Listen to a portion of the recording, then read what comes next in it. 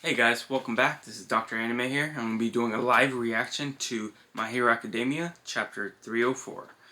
Alright, let's get into it. I was waiting for this to come out. Alright, so it's the narrator, which is most likely All Might because he's the only one there. I can feel it. Yep. One for all inside of him. However, I can barely sense it happening. Let's see.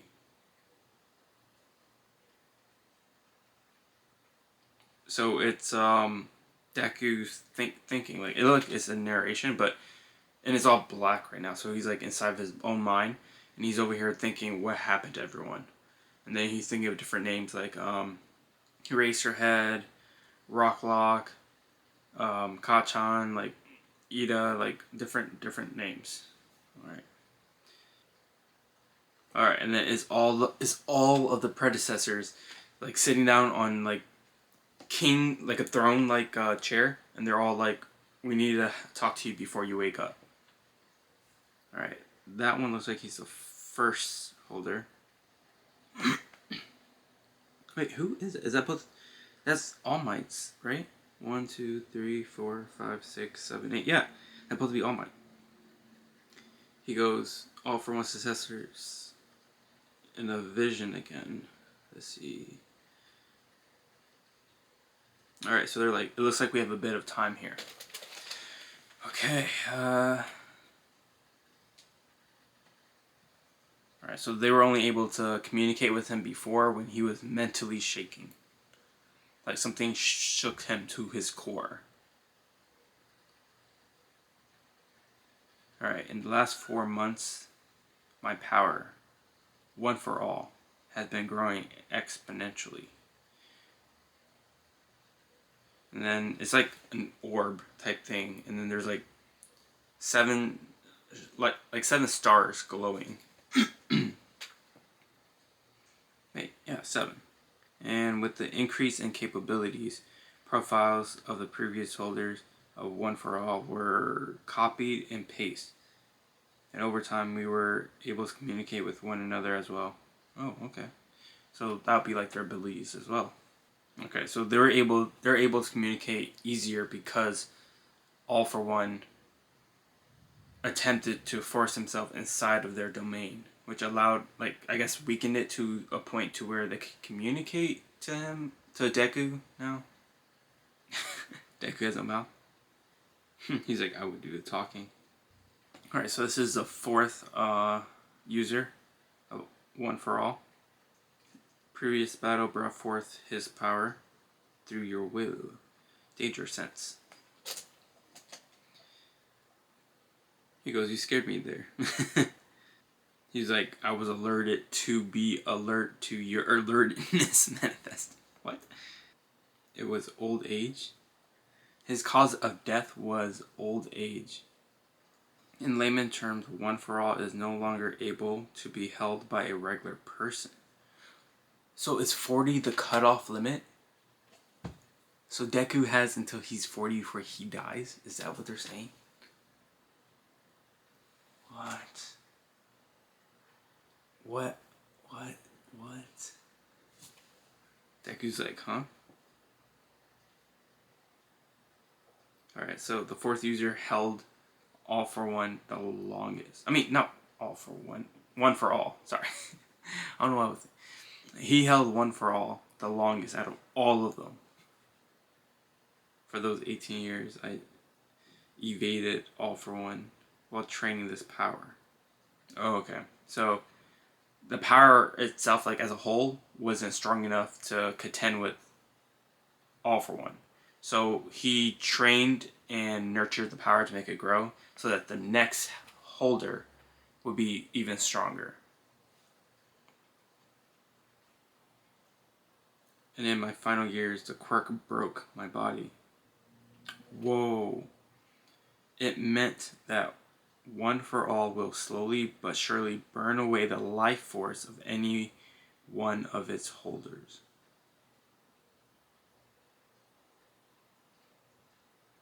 That's terrible, Deku's like. And then he goes, what about All Might, who held One for All way longer than the 4th holder?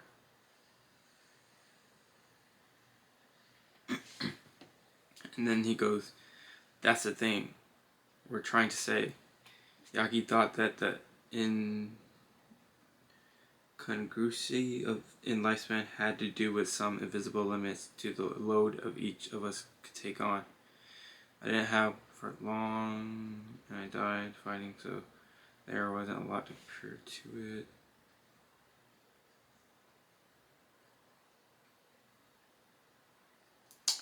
It's because All Might is quirkless, but Deku's also quirkless. Okay, so because he was quirkless, he's able to live longer than someone who had a quirk, it seems. The idea that a portion of the quirk's user conscious permits within the new user makes us wonder how and why elements of Yagi-kun is being here despite him being quirkless. It says, it seems as though Yagi's All Might, by the way, was able to summon our consciousness without knowing about it himself. For 40 years, Yagi-kun had one for all. Those who are born with a quirk already have their metaphorical cup filled, and adding one for all to their cup makes it crack and spill over, leading to what happened with the fourth user. Shinomori is his name. Toshinori, All Might, was an empty cup, so one for all likely conformed and fitted itself to become his true quirk, in a sense. Okay, so they're saying giving it to someone who's quirkless offers more potential in inheriting the power, because there's, I guess, less side effects, as someone who has a quirk wouldn't live as long. And then Deku's just like looking at his arms, like it looks like he's looking at himself, I guess. I don't know, like his hands like this, and he's just looking. Wait, is he talking now? He could talk?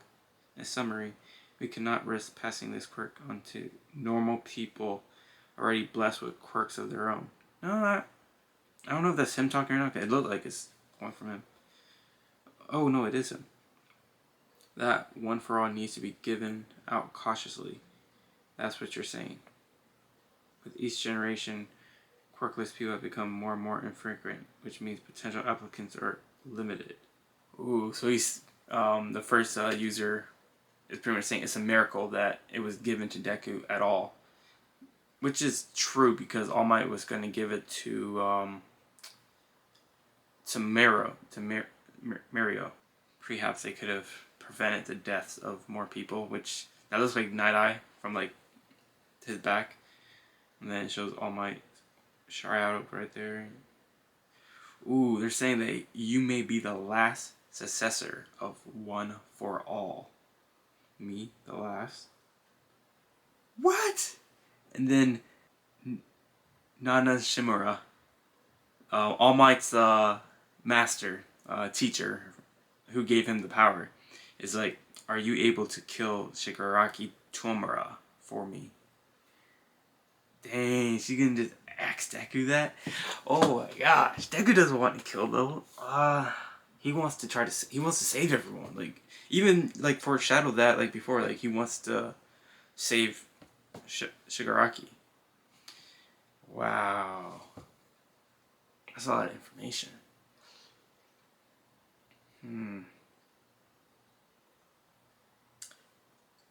See, for that to work, for them to be able to pass on the power, I think it could work if they have, say, Eri, have her erase someone's ability, someone that they, like if someone has an ability and they want to pass it on, have her erase it or rewind it to before it awakened, give that person one for all.